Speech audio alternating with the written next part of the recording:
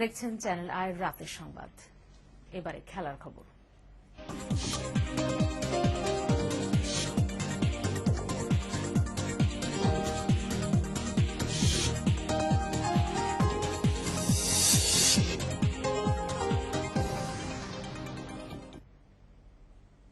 অস্ট্রেলিয়ার বিপক্ষে প্রথম টেস্টে দুর্দান্ত শুরু করেছে বাংলাদেশ।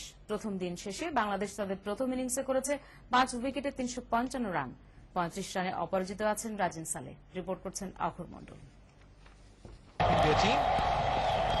বিশ্ব চ্যাম্পিয়নদের বিপক্ষে প্রথম টেস্টের শুরুটা স্বপ্নের চেয়েও ভালো হলো বাংলাদেশের। একদিনে 355 রান।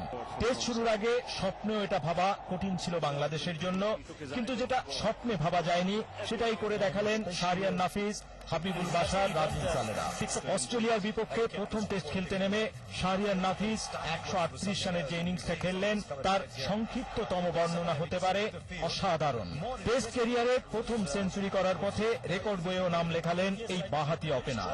দ্বিতীয় উইকেট জুটিতে হাবিবুল বাশারের সঙ্গে গড়লেন 187 রানের রেকর্ড পার্টনারশিপ, যেখানে হাবিবুলের অবদান 76 রান।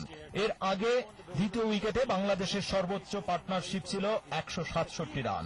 পাকিস্তানের বিপক্ষে পেশাওয়ারে ওই পার্টনারশিপে জাভেদ ওমরের সঙ্গে অংশীদারিত্ব ছিল হাবিবুল বাশারেরও। হাবিবুল, শাহরিয়ার নাফিজ বিদায় নেওয়ার পর ইনিংসটাকে টেনে নিয়ে যাচ্ছেন রাজিন সালে।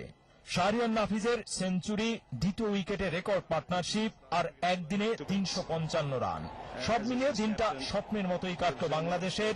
উল্টো দিকে শেন ওয়ান ব্রেটলিদের জন্য দিনটা একেবারেই দুঃস্বপ্নের মতো। টেস্ট ক্রিকেটে সর্বাধিক 674 উইকেটের মালিক শেন ওয়ান 112 রান দিয়ে উইকেট শূন্যই থাকলেন। বল হাতে এত খারাপ দিন শেষবার কবে কাটিয়েছেন শেন ওয়ান, সেটা খুঁজতে ইতিহাসের পাতা উল্টাতেই হবে। তবে পরিসংখ্যানের পাতা উল্টে দেখা যাচ্ছে টেস্ট ক্রিকেটে একদিনে 300-র বেশি রান এর আগে একবারই করেছিল বাংলাদেশ। চট্টগ্রামে তারা করেছিল শ্রীলঙ্কার বিপক্ষে 315 রান, আর ফতুল্লায় বিশ্ব চ্যাম্পিয়নদের বিপক্ষে করল 355 রান। সুতরাং ফতুল্লা টেস্টের প্রথম দিনটা একেবারেই বাংলাদেশের হয়ে রইল। অখর মণ্ডল,